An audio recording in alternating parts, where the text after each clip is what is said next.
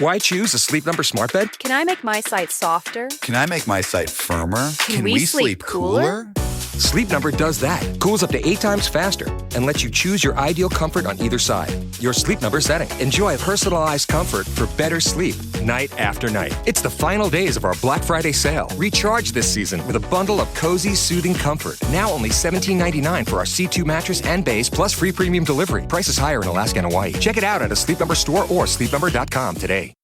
We all know those GLP-1 injections work wonders, but that price tag almost gave me a heart attack when my insurance denied coverage. I was staring at a choice between paying my mortgage or paying for weight loss. Talk about a rock and a hard place. Then I found Elevate Health compounded semaglutide at just $58 with payment plans that don't require a second mortgage. Same medication, same results, but a price that real folks can actually afford. Visit joinelevate.com today. That's JOINELEVATE.com. Your wallet will be as happy as your waistline. This medication is not FDA approved.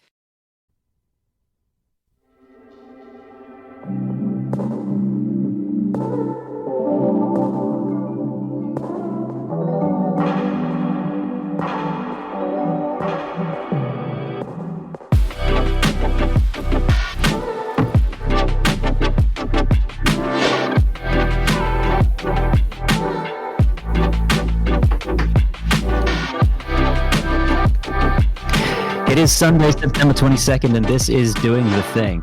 I'm Ashleigh Stiles, and I'm here with Wizard radio stations Lekhika and Chaudhary. Hi.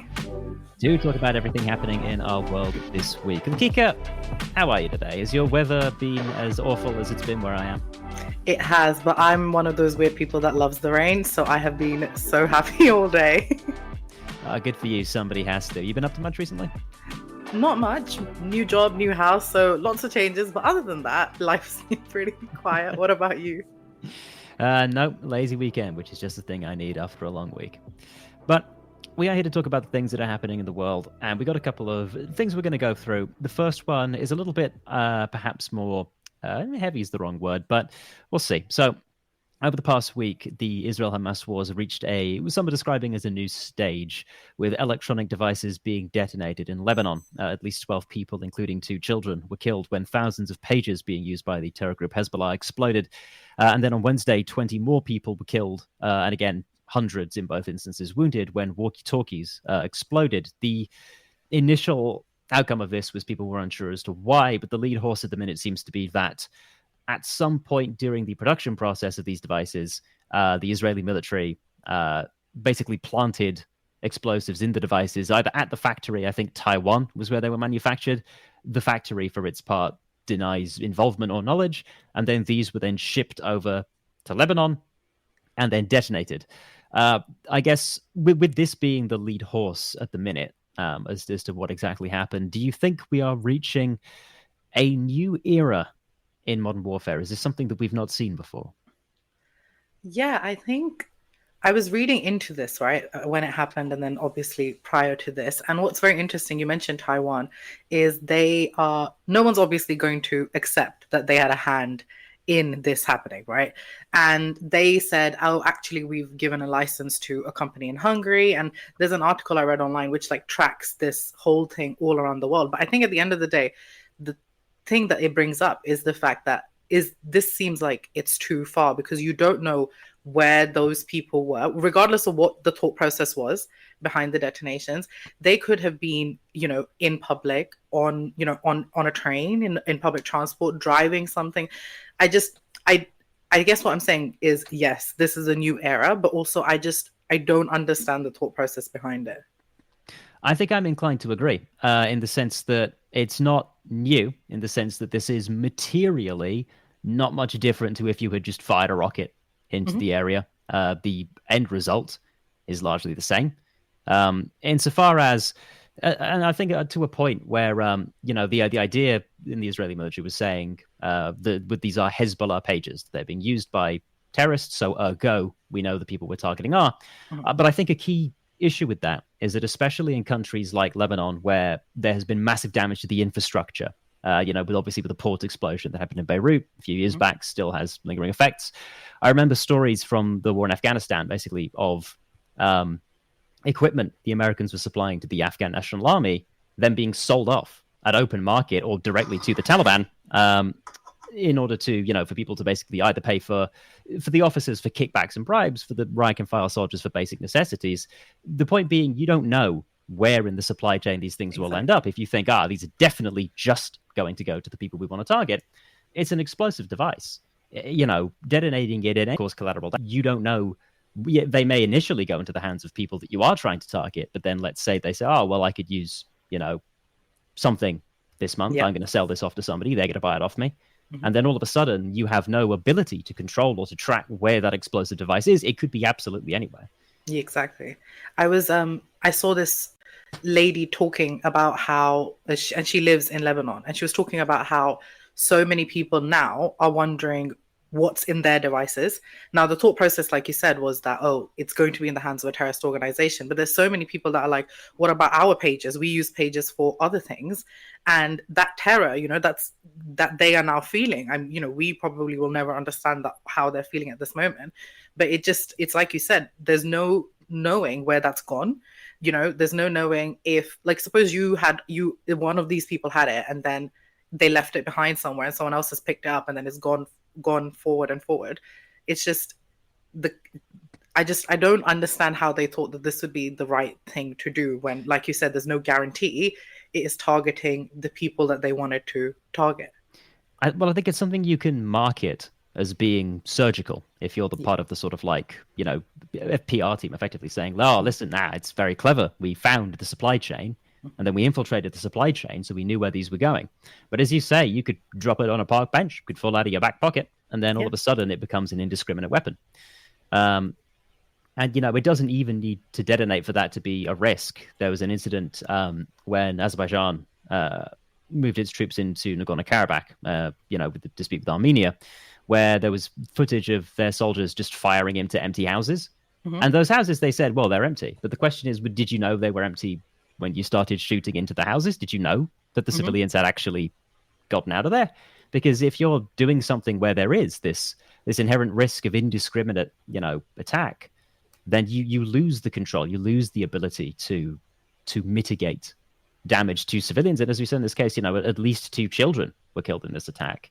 It's, it's perhaps not new in that sense, especially given that, as people on the Israeli side will say, well, Hezbollah fires its rockets into civilian areas in Israel.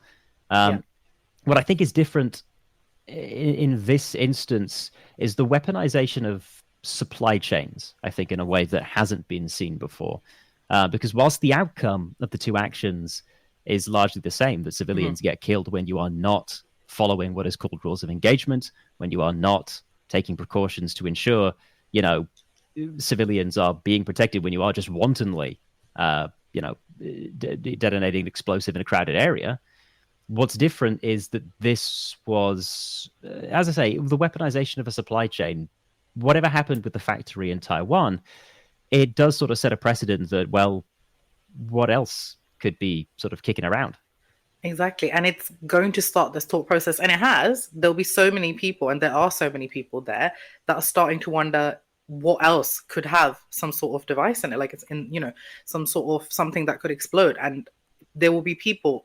So it's not only the impact, like you said, the end result for the 2 is the same, but it's the impact of this on the people in those local areas is going to be, it's going to be it's like a ripple, right? They're going to start wondering if everything that they have, from other pages that they have to, I don't know, phones to walkie-talkies were involved as well, correct me if I'm wrong. Yeah, so, that was the second there. Yeah. So it would just be, that's the problem in comparison to, I guess, missile.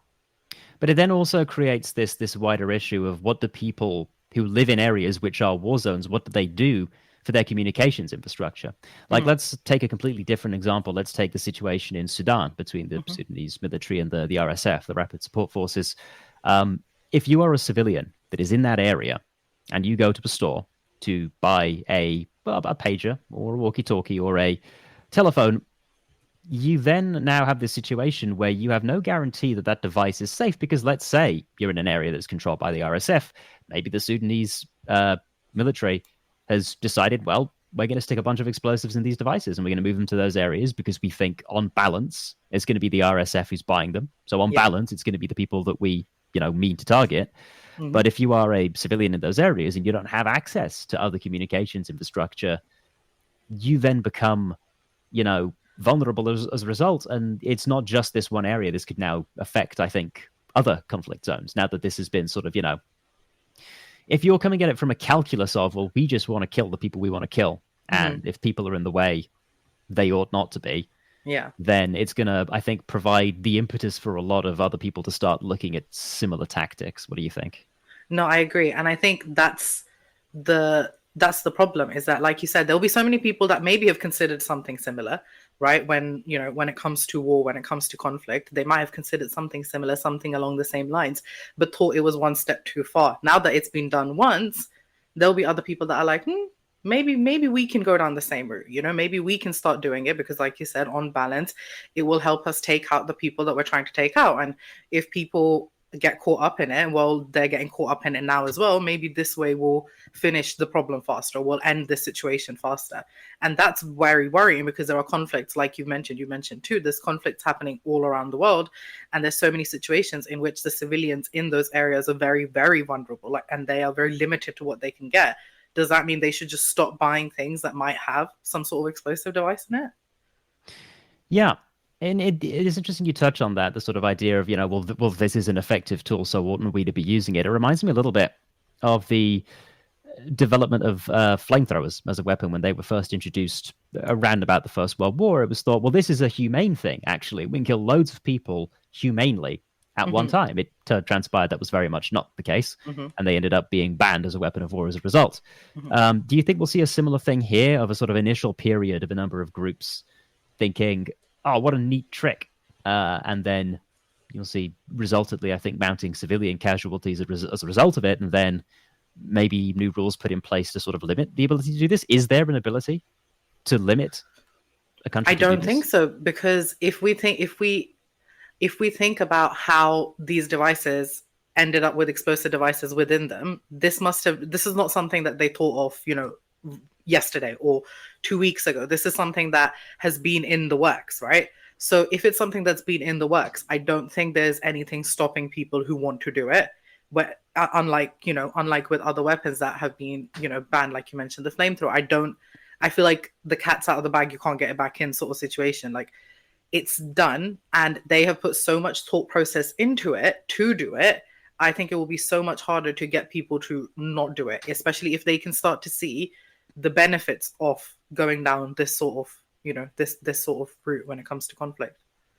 In which case, let's tack then to what the role of the proverbial third party is in this situation. So it was ostensibly a factory based out of Taiwan. Now, you mentioned that there was a Hungarian connection in terms of who was doing the supplying. You were looking at several stages of removal.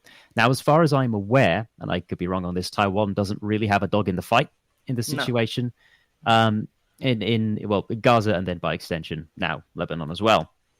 The factory, perhaps they were paid off. They claim they weren't. What do you think then that this has like new ramifications, I guess, for whoever the third party happens to be, if they are then unwittingly made sort of party and accomplice to this? Because let's say hypothetically the factory had no idea, the Taiwanese government had no idea, and somehow their sort of security apparatus didn't detect this operation taking place. They've now been made party to this action without any of their desire to be involved. Yeah, no, I think because so essentially the Taiwanese company is saying, not us, they're saying, look, three and a half years ago, we gave the rights to this company in Hungary to use our names on these pages, and that the money that every time that company in Hungary pays us, the money comes from the Middle East, so it's not them, it's not us. That's what they're saying. But at the end of the day, it doesn't matter who it is, and it doesn't matter whether they know or not, they are in a way complicit. Legally they will be. Whether they knew about it, whether there was like a glitch in the systems, whether there were people inside doing this, it doesn't matter.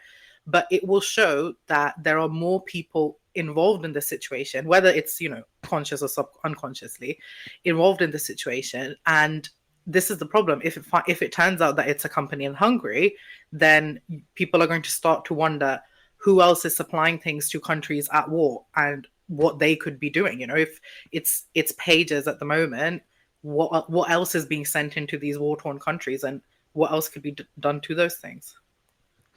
In that case, do you think that this will change, I suppose, attitudes would be the way to put it, towards, I don't say purchasing, but, you know, because obviously in the countries, in the instance where this happened in Lebanon, the people who acquired the pages were either members of Hezbollah or people who didn't have an alternative infrastructure to utilize. And, you know, they were, I guess, were buying pages off of them or acquiring them through the shipment or some other how. In those instances, we can sort of presume that a lot of the civilian casualties are going to be caused by people who had no other option for communication. Do you think that this then widens the net of people being suspicious, I suppose, of the things that they buy? Does this have wider reaching implications? Yeah, I think at the end of the day, this will cause a lot of people to be suspicious. Like you said, a lot of the people who are buying this, who are not part of that organization, will be people who have no other options, right? They will have bought it secondhand, or they will have bought it somewhere along the line. They will now look at the other things that they have, things that they are relying on, wondering if the impact of those, if those things have any sort of explosive device in them or something else. You know, it doesn't have to necessarily be that. It could be anything else. And they'll be wondering where these things are coming from and what they can trust. And that, I feel like, has really big ramifications, because if you're sending things to people in these countries, people who are in certain situations, they're going to now start looking at things and being like, I'm not sure if we can trust this.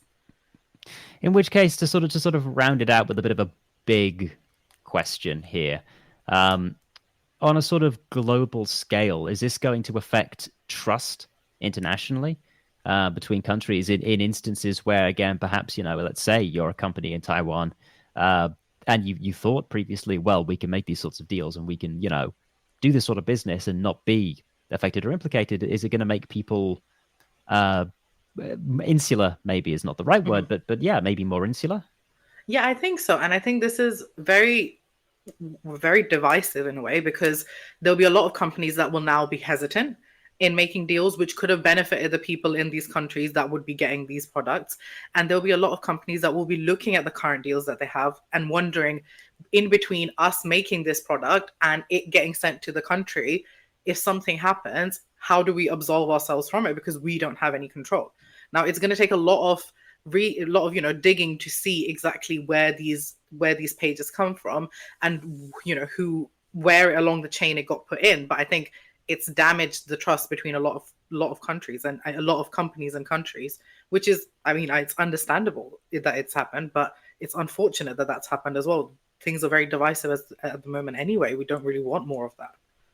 So I think fair to say wide-ranging ramifications beyond just the immediate damage caused, you know, can kick further down the road, perhaps, in terms of the international repercussions of this. Oh, yeah, I agree. Welcome back, everybody. I am here with Ashleigh Stiles, and we are doing the thing. We are discussing a lot of different topics, and this segment, I should say, we're going to be discussing TV shows. So Mr. Beast and Amazon have been sued over their upcoming game show, Beast Games, by participants who are saying that they weren't paid and were subjected to unsafe conditions. Beast Games promised to be the biggest live game show in the world, and it had a cash prize of $5 million. And so my question is to you, Ashleigh, after this controversy over the Squid Games reality game show as well, are TV shows going back to the era of them being pretty unsafe and unfair for the contestants, just for the entertainment of us watching at home? What do you think? I think we never left that era, but I do think we're entering a renaissance of it, insofar as, you know, when they announced that they were doing, like, first of all, the IRL Squid Games and then Beast Games, all this stuff based off of Squid Game. As somebody who watched and very much enjoyed Squid Game, I was apoplectic at the idea of, like, no, the point is that it's bad, that it's not good, that they shouldn't be doing this, they should not be subjected to this, that it, you know, obviously it's not deadly traps, but I was just thinking, like, yeah, but the whole message of it was that we shouldn't be exploiting people's misery for our entertainment. It's a perverse thing to do. Especially with such large financial incentives, people will go to such extents to try and get that money. There's a number of instances of, like, manipulative TV, which maybe we can talk about in a minute. But that's sort of my basic summary of my opinion, is that I don't think we ever left that era, frankly. No, for sure. I mean, I, like you, watched Squid Games, loved it, phenomenal. I was like, this is brilliant. And then when they announced that they were doing a real life version of it, I thought, well, that doesn't make sense because, like you said, the premise is that you're not meant to do it. And then I watched the real show and I thought, this doesn't look like a lot of these people are enjoying it. And I was like, okay, but maybe it's because they're not in a fun environment, in the sense that they're not meant to be comfortable. It's a game show. And then all the stories started coming out and I was like, oh, they really weren't enjoying it. And I personally have only recently, I feel like, gotten into watching these sort of game shows, but it doesn't seem like anybody has a good time besides us watching them at home. So I get what you're saying, that it seems like it's just for us and it seems like it's never been different, but it just feels very unfair. But then you think about it and you're like, 5 million, Mr. Beast's videos are all about do this for like as long as you can and then you'll get so much money, and you get why people sign up for it. Like there was a video of his that I think I watched or started watching where it was like, for every day you spend in this room all alone, you'll get like 10 grand or something. And I was like, I see why people are signing up for this, but I feel like I am losing my mind alongside you. So I don't feel good watching them anymore like I used to watch them. So it feels very mean. It's starting to feel very mean. I don't know, maybe that's just me maturing, but it just feels very mean. I've always gotten the manipulative vibe off of that thing. And it was always a bit of a controversial one, talking about it with my friends, about Mr. Beast in particular, the idea of like, oh, but he's doing so much good for these people. He's giving them all of this great money. And I was all like, first of all, where'd he get the money? I think a lot of it was crypto. There's always a bigger sucker scam there. But secondly, why make people jump through hoops, to do this? Obviously, he wants to make more money off of them. And he pitches it as a quid pro quo. I make money off of you. You get to have some of the money. But the truly charitable thing really would be to just give them the money if they need it. Give them the eye surgery if they need it. Why go through the rigmarole of, we're going to film you and you're going to cry on camera and it's going to be really vulnerable for you, but it's going to be such great content. Exactly. And it's so interesting because you watch things and I don't know how to explain it. There's a disconnect between us watching it and the people on the show. And it's so easy to get caught up in the whole like, oh my God, it's so much fun. But like you said, if they need it, just give it to them. And there's so many YouTubers that perhaps don't do it on a scale as big as Mr. Beast does, but they are out here doing things. They'll be like, oh, if this is the sort of experience you want, we'll just take you with us and do it. And I feel like his stuff is so interesting to watch. And there are some videos which are hits, like where I watched one, and I think this might be like super old content of his, but it's like there was one where he renovated a house for somebody bought and renovated a house for somebody. And I was like, okay, see, this is nice. And then you watch videos where it's like, 100 people in a circle and you can't leave. And I'm like, the variation between the two of them is insane. But then, the prize pots are so high, you understand why people want to participate, right? I think that's a big part of what creates the vibe. If I think of something like Jeopardy, which is a famously long-running show, it's played like week after week after week, the amounts that people win on individual episodes tend to be, they can sometimes be quite big, in the tens of thousands of dollars, but it tends to be smaller prize pools played over a longer period of time. People seem to have a better time of it than one shot, huge prize pool, very difficult physical challenges. People are going to put themselves on the line because they think I've only got this one chance to win it all. And it's all or nothing. If you go on Who Wants to Be a Millionaire, you could walk away with a cool 10 grand for a relatively easy time of it. And that's, that's much better than a, poking the eye with a sharp stick, as my dad would say. Yeah. No, exactly. I was going to bring up Who Wants to Be a Millionaire. Like, I love that show and they do an Indian version of it and I love it. It's so much fun. And there's literally no, like, they're just there with their knowledge. And that's phenomenal because, like you said, they can win the top prize. They can win anything in between. And it's the best way, in my opinion. And maybe I'm just a quiz show person, but those sort of shows, I feel like I get so much more joy watching them, right? Like, call me very old, but I like watching, like, like Pointless. Anything where it's like they're not gonna be sad or in pain, or like The Chase. I feel like that's the sort of game shows I would like to sign up for. But then these ones, and you watch them, and then I'm like, well, they're not enjoying it. How can I enjoy it? I feel so mean watching them now. Yeah. What do you think about then the more manipulative brand of shows, the ones which are intentionally so. There was famously in America the Joe Schmo Show, which was a fake reality TV show where one man, the Joe, I forget what his name was, but he was the guy who they picked out as you're going to be the one person who thinks that this is real, and then everyone else is an actor playing an archetype, and we're going to run you through a series of like over-the-top stereotypes of a reality show, and you're not going to know it's real. And that show ultimately concluded with them ending it early because the guy who they'd picked out to be the main guy, Matt Gould, his name was, got too emotionally invested in the welfare of one of the other contestants who was acting as though they were having an extremely rough time of things.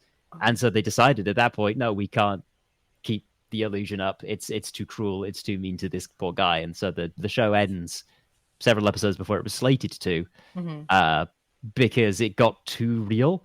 What do you think about that sort of a show? Is that beyond the pale? Well, yeah, because this is reminding me of the film The Truman Show, right? Yeah. Right, which we studied all the way back in school, and I remember watching it, and I was like, "This is heartbreaking," in the sense that this person's entire life, and he doesn't know, and like everybody there's an actor. His wife, the person who married him in the film, was an actor, and this is what you're saying, and I'm going to look into this after today. It just sounds like it's the same vibe. I don't know. I just feel it feels very, very cruel. And even if that person is fine afterwards and they're like, yeah, all good, all well and good, I feel like it just has some sort of an impact on them.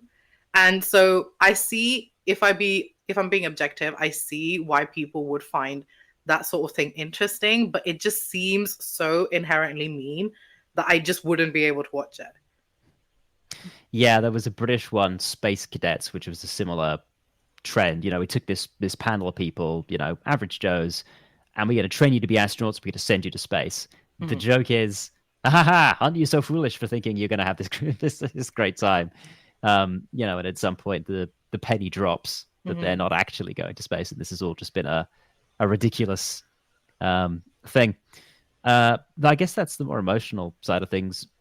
Part of this lawsuit that I sort of read in the thing was that it's for unsafe conditions. Have you ever heard of a show called Opposite Worlds? This is a deeply fascinating topic to me. No, I've not heard of the show, but then no, I'm not. What's it about? So it had one season in 2014. It was an American game show. The idea being we have two teams, and one of them is going to live in a house that's supposed to be like the future. One's supposed to live in like a cave, like the past. That's the idea. And they do all these physical challenges. And the show's premise was very dumb because the winning team each week got to pick which house they lived in. So you could either live in the one with running water and heating and beds, or you can sleep in the cave and make your own fire with no running water. Obviously, the team that started winning picked the future house every week. And then every week they would get full meals and full sleep. And the others would sleep in the cold and not eat, and they would have to compete in physical challenges every week. And so the same team kept winning and winning and winning. And it was notorious for its production, but because people kept getting injured, because it was just a total farce from start to finish. Does it surprise you that this production in particular was plagued with unsafe working conditions? No, not really. And I get that there are the brain game shows, right? Like the ones where it's quizzes, and then there's physical ones.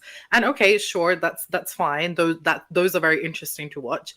But it's a very fine line between keeping to the game and, following the rules and making sure the episodes are made and produced the way they are, to basically exploiting the people on it. Like I didn't watch a lot of Survivor growing up, but recently, for some reason, I've been seeing a lot of clips on TikTok and Instagram and whatnot, and you see people and you see the weight loss, you see the physical impact, and I'm like, this is insane. Because I appreciate that this is a show and they're trying to win, and they're trying their hardest, but I don't think anybody who signs up for this deserves to go through that. Like, they deserve to. Obviously, it's not going to be easy, right? But it shouldn't be so detrimental that they're getting injured, they're getting so sick. Like, before, like, you see these people entering and see the people leaving, and I'm like, I just don't, because I guess it's a very long period of time, unlike other I guess, physical physical game shows. Yeah, there's one physical game show that I think is the sort of perfect example of how to do one of those, and it is Takeshi's Castle. Have you seen the Amazon new season that No, they did? I haven't. Oh, it's fantastic. All right, I'm adding it. And yeah, it holds up. They brought Yeah. it back. They did a new series. They got some of the old people. They got some new people to host as well. But the best part about it, and the thing I love about Takeshi's Castle, is the prize is relatively very small. Again, compared to $5 million or whatever massive prize pool, it's peanuts. Yeah. And the goal is it's collective. You want to get as many people through the stages as possible. You're working as a big team. Even in the individual challenges, everybody's rooting for each other because you want to get as many people through as possible. It's not like, no, there can only be one winner. And you've got to cut out as the chaff as quickly as possible. You got to compete viciously. It's like, no. You got to help as many people get through this. You're cheering each other on. The games are ridiculous. The stakes are low. It's nothing but, and people did get a bit hurt because it's physical challenges, but it's, I think the nature of it's good natured, in my opinion. Yeah. And it always was, I remember watching it when I was a kid and I loved it. I was like, this show is phenomenal. And yeah, I'm not saying injuries won't happen, but injuries because people are dehydrated and sleep deprived and, don't get the same level of food and comfort, like that's separate. But injuries because you're playing a game and you've fallen or you hurt yourself, that's those are completely separate. I will watch it though. I loved Takeshi's Castle when I grew up. Like that was so fun, and it never felt, like you said, good. It was good natured. It never felt malicious. And a lot of these other shows feel very mean. I feel like that's the only thing I keep talking about like all this entire episode, but it just feels very mean and extreme. And I'm like, I don't know if I'm enjoying this. Like, I don't know what show it was, but it was something to do with like the SAS or something. Yeah. And there was an episode where the person that they took this person to question because he was one of the contestants, and they like literally put a bag over his head, and this man's screaming, and I'm like, why? I don't want to watch this anymore. Like, he's terrified. I was like, imagine, like, obviously they know what they're signing up for, but I feel like they don't know what they're signing up for as well. Like, you have an idea in your head that this is what's going to go on, especially when these shows are season one, when you signed up for the first season, you don't know how it's going to be like. And it just, yeah. No, sorry. Yeah, go on. No, I was just saying it's just terrifying because I don't know. I feel like there's some versions of shows that just work out really well, and then they should take that as some sort of metric and go from there. I think that's a great point about season one, the pilot. You're always going to have big teething issues, and I think the teething issues scale with the scale of the show. If you're doing a little quiz show with panels, a university challenge type of thing, it's season one. Again, the stakes are low. If you're doing something, with your opposite worlds, where it's physical challenges all the time, high level of competition, and by the way, one of the teams has to sleep in a cave with no heating and no food, or limited food, for a week, and then come back the next week and do these challenges, you are going to have a lot more go wrong. There's more failure points, and you're inviting the disaster. You're courting it with just the way that it's set up. But also, I feel like that's just common sense, but they see it, whoever is making this, as like, how do we get the most value and how do we make this the most interesting? And I feel like also, I appreciate that, especially nowadays, if season one doesn't go well, things get cancelled so quickly nowadays. Even really good shows get cancelled. So I understand from like a production point of view, they're like, we need season one to be so good that even if it goes so bad, we just need it to be renewed. Like, that's the thought process. So they're like, it doesn't really matter, because otherwise you'd assume that, if we leave them in a cave for a week and we give them very little water, they might not be doing great. I think they know. They just don't necessarily care. As long as it's good TV. Yeah. Yeah. I think I'm with you on the sense that it's vibes based, in the sense of like, I don't love watching the shows where the people are deeply uncomfortable for real. Because in the same way that if it's a production, I'm fine with moments of anguish or tension. When it's real people, I don't know, it feels a little different. Did they really consent to that? Could they have consented to that in that way? No, probably not. And the thing is, there are so many amazing game shows or shows where people are competing that you look at the ones where things go wrong and you're like, oh, well, you could just do it right. The premise of your show is not the problem. Yeah. It's the way that you've done it. Like, no one's saying don't have a competition where you're going to pay someone $5 million. Like, that's great. Do it. Just do it in a way. If you have 5 million to give to them, I'm sure you have a couple of mil to invest to run the show in a way that's positive. And it's only to your own betterment, you know. And you think about all these other shows that go so well and that are physical as well, you know, and that people are competing against, and they're doing it. It's a physical game show, and I don't know. It just, you think of the other shows that are being done, and you're like, well, they're doing it fine. What's wrong with the way you're doing? We had a show in India, and I'm pretty sure it's still going on at the moment. But initially, when it started, it's a mixture of like physical challenges and other challenges. And when it initially started, it was like it was very stressful to watch. And it started in 2003, and you do a lot of these different challenges, and it's called Roadies. It's an MTV show, right? It's a reality show. And it was for the youth. So nobody over a certain age could join up. So it was only meant to be like quote unquote young people. And they only chose people that they thought were going to fit the vibe they had. Anyway, so what the aim of the show was to show how diverse India is. And I feel like it's done that. But initially, they had such really, really severe challenges that you would see these people, and they're like your age, or in my case, a couple of years older than me when I was watching it. And you'd see them break down. And people were like, you cannot be putting this on air. We're seeing like 15, 18, 23-year-olds like have full-on breakdowns. And then they changed the premise of it, and now it's actually a lot more interesting. Now I don't watch it because I feel like I'm too old to watch it. but now it's, in a way, like, now I know a lot of people who are trying to get on it. Like, now they've got a version of the show that on balance is pretty good because they went through it and they changed things. But that initial couple of years where people were having full-on breakdowns, it was really, really bad. But you can learn from it and move on. And I think that's what some shows need to do. And we have, so then do you think that, you know, this show, this Beast Games, let's say they do a second season, could it find its feet, or has it sort of passed its crest, as it were? Will it not get a second season because of the class action lawsuit? Well, if the class action lawsuit goes against them, I think they've signed their own, you know, shut the doors, lock it up. If it doesn't, I feel like this, and they take everything that into account, things that they probably know about as well, I feel like there is a possibility of things working out there. You know, like everybody loves a good game show as long as the game show is done properly, and there will always be a market for it. There'll always be people who want to watch those sort of shows, I should say. So I think it just depends on what the suit does, but there'll always be a market of people wanting to watch shows where they could watch someone possibly win, you know, $5 million. Like, that is an insane, that's a wild. I remember hearing about the show and then seeing 5 million, and I was like, what do you even mean 5 million? I was like, what? It's insane amount of money that people will sign up for sure. Yeah, naturally. Yeah. Hello and welcome back to Doing the Thing on Wizard Radio. I'm Ashleigh Stiles, and I'm joined by Lekhika Chaudhary. Lekhika, how you doing? I'm doing good. How are you doing? I'm doing great. Before the break, we were talking about reality TV, the Beast Games whole debacle. We're moving on to something still in a pop culture vein. Chappell Roan started her UK tour this week, sold out, I believe, pretty much completely.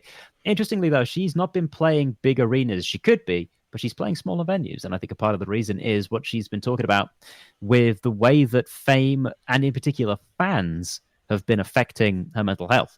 Mm-hmm. And parasociality, the toxic relationship of people assuming a level of familiarity with an artist or an influencer or whomever that is perhaps not warranted. Lekhika, have you been sort of following up with Chappell Roan and her thoughts on this matter?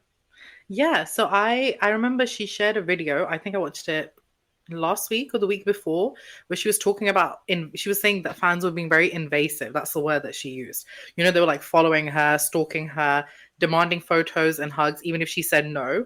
And that's so weird to me.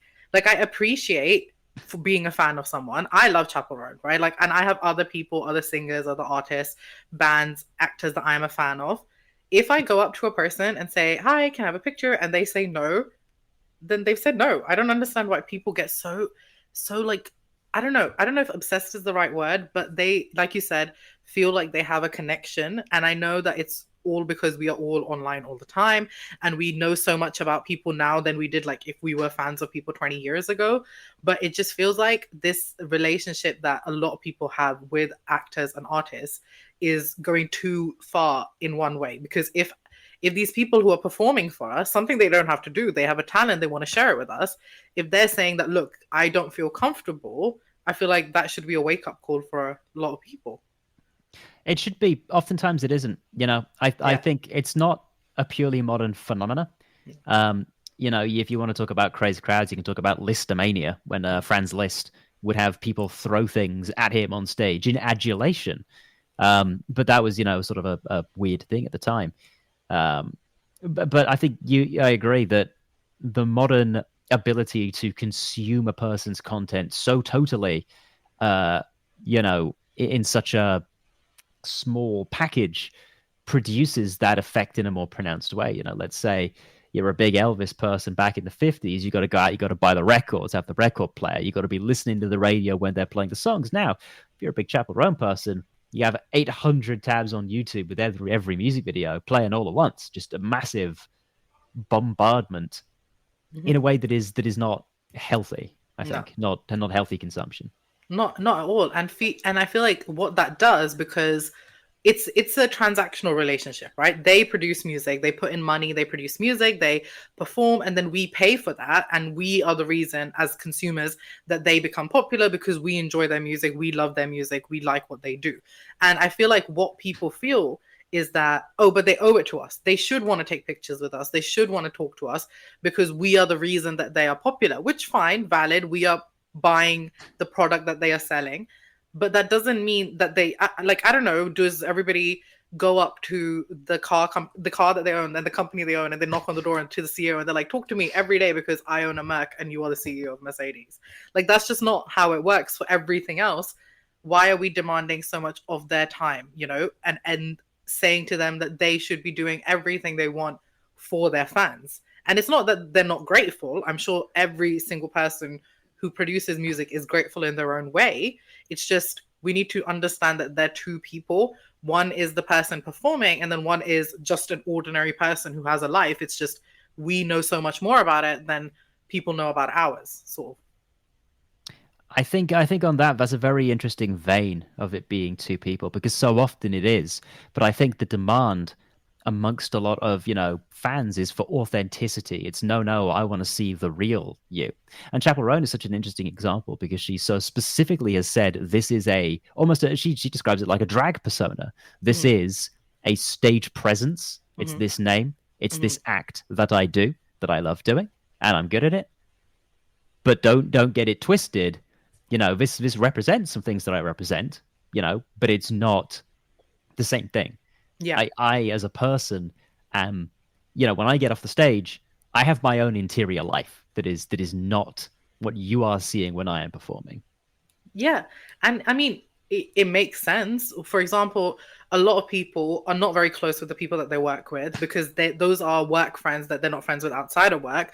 They have a whole other life outside of work. This is just that on a significantly bigger scale.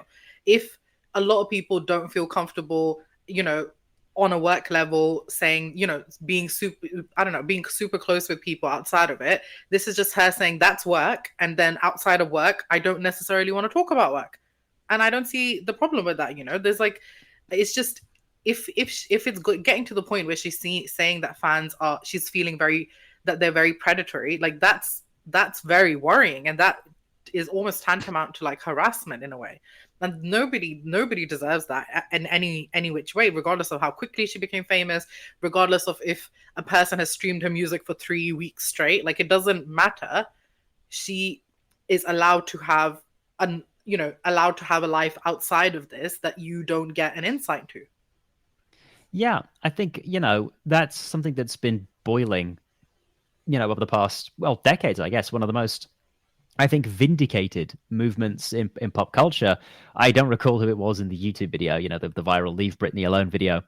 But in a broad strokes, the idea that, having TMZ or whoever constantly following her around and harassing Britney Spears was bad for her mental health. Turns out it was atrocious for her mental health and had massive repercussions for her life for decades. And at the time, it was like, oh, come off it. She's a celebrity. It's, it's what they expect. It's how it is. It's the trade they make, was the arguments being made at the time. But now from our position with hindsight, it's like, well, actually, how much of that was what she signed up for and the way that it affected her? Yeah. One of the things that we studied at law school in media law was, do celebrities have a lower right to privacy? And the answer is, initially when I studied this, I'm not gonna lie, I was like, yeah, of course they do. But over the last how many years, I studied that 10 years ago, it's a double-edged sword, because yes, they do invite us into their lives, and they are giving us a service, and they're performing their music or being an actor, whatever it may be. So they do have a lower right, because if they're doing anything to do with this thing that we are fans of them, then fine. But also no, because like Chappell says, she says, I clock off, and it's it's like a job. She's saying, look, once I've clocked off, I'm not this persona that I portray, so I am just me. And it's the same with anybody else. They have the right to privacy as much as we do. Like, just because we think we know them doesn't mean we actually know them. Yeah, I think that when it comes to celebrity, it's a tricky word, because there are some people who would be considered like celebrity, like politicians, where there is arguably a public interest in knowing, what they spend their money on, where they go, what they do, because they are an elected representative, they have lots of power. That's part and parcel. When it comes to someone like an entertainer, I think you can much more clearly say, no, this is just a thing that they do for money, and you don't have a right to know what it is that they do with their free time afterwards, because they do have a certain amount of societal power, but it's not the same. There's no public interest in the same way, or there's less public interest in the same way, I think. Yeah. No, I know. And I think it's just showing us that this parasocial relationship has gone too far. I feel like, okay, people are letting us into their life, but then you see comments, and this is going past the whole Chappell Roan thing. If we even talk about, like you mentioned, influencers earlier, like we talk about influencers, they are giving us an insight to their life, right? Whatever it may be.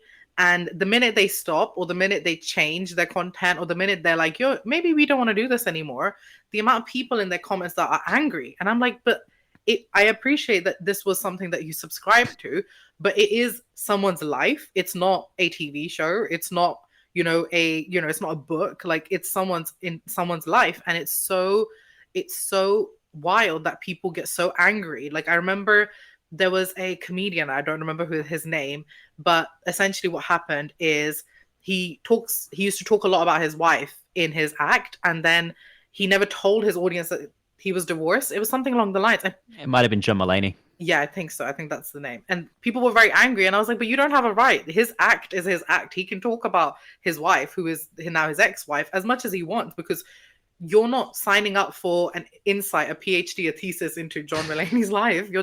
It's an act that he's performing.